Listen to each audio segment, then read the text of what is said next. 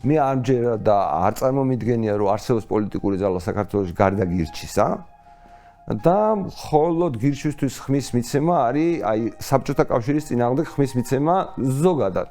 ანუ იმ მენტალობის, იმ მორალის, იმ არაადამიანობის და ანტიქრისტიანული რაღაცა საძაგლობის წინააღმდეგ, რაშიც ჩვენმა წინათაობებმა იცხოვეს და ჩემი ნახევარი ცხოვრებაც იგავიდა.